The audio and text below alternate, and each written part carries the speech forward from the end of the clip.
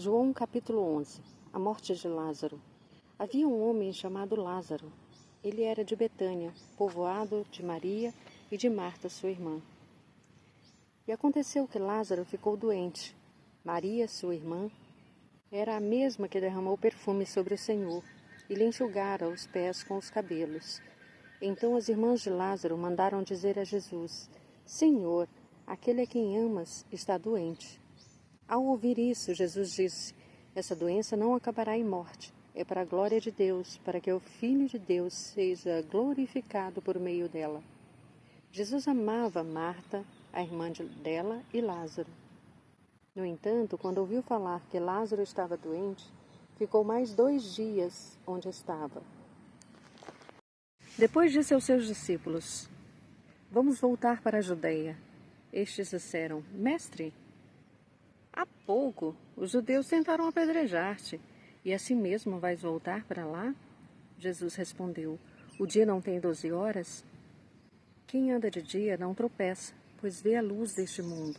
Quando anda de noite, tropeça, pois não há luz nele. Depois de dizer isso, prosseguiu dizendo-lhe: Nosso amigo Lázaro adormeceu, mas vou até lá para acordá-lo. Seus discípulos responderam: Senhor, se ele dorme, vai melhorar. Jesus tinha falado de sua morte, mas os seus discípulos pensaram que ele estava falando simplesmente do sono. Então lhes disse claramente: Lázaro morreu, e para o bem de vocês estou contente por não ter estado lá, para que vocês creiam, mas vamos até ele. Então Tomé, chamado Dídimo, disse aos outros discípulos: Vamos também para morrermos com ele. Jesus conforta as irmãs de Lázaro. Ao chegar, Jesus verificou que Lázaro já estava no sepulcro havia 4 dias. Betânia distava a cerca de 3 quilômetros de Jerusalém, e muitos judeus tinham ido visitar Marta e Maria para confortá-las pela perda do irmão. Quando Marta ouviu que Jesus estava chegando, foi encontrá-lo, mas Maria ficou em casa. Disse Marta a Jesus: Senhor, se estivesses aqui, meu irmão não teria morrido. Mas sei que mesmo agora Deus te dará tudo o que lhe pedires. Disse-lhe Jesus: O seu irmão vai ressuscitar. Marta respondeu: Eu sei que ele vai ressuscitar na ressurreição, no último dia. Disse-lhe Jesus: Eu sou a ressurreição e a vida. Aquele que crê em mim, ainda que morra, viverá. E quem vive e crê em mim, não morrerá eternamente. Você crê nisso? Ela lhe respondeu: Sim, Senhor. Eu tenho crido que tu és o Cristo, o Filho de Deus que devia vir ao mundo. E depois de dizer isso, foi para casa e, chamando à parte Maria, disse-lhe: O Mestre está aqui e está chamando você. Ao ouvir isso, Maria levantou-se depressa e foi ao encontro dele. Jesus ainda não tinha entrado no povoado, mas estava no lugar onde Marta o encontrara. Quando notaram que ela se levantou depressa e saiu, os judeus que a estavam confortando em casa seguiram-na, supondo que ela ia ao sepulcro para ali chorar. Chegando ao lugar onde Jesus estava e vendo-o, Maria prostrou-se aos seus pés e disse: Senhor, se estivesses aqui, meu irmão não teria morrido. Ao ver chorando Maria e os judeus que a acompanhavam, Jesus agitou-se no espírito e perturbou-se. Onde o colocaram? Perguntou ele. Vem e vê, Senhor, responderam eles. Jesus chorou. Então os judeus disseram: Vejam como ele o amava. Mas alguns deles disseram: Ele que abriu os olhos de cego não poderia ter impedido que este homem morresse?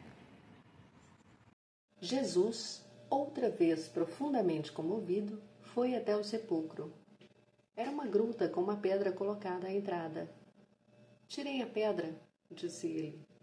Disse Marta, irmã do morto: Senhor, ele já cheira mal, pois já faz 4 dias. Disse-lhe Jesus: Não lhe falei que se cresce veria a glória de Deus? Então tiraram a pedra.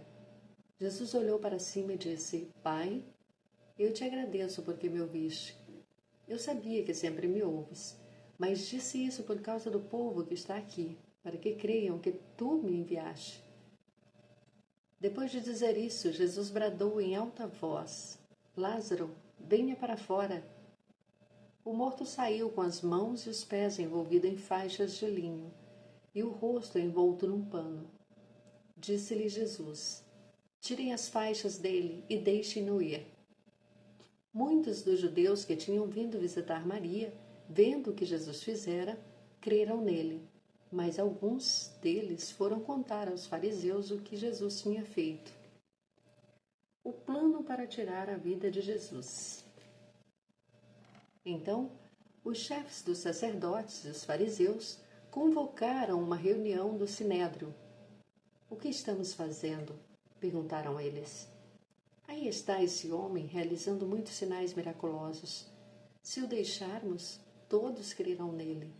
E então os romanos virão e tirarão tanto o nosso lugar como a nossa nação.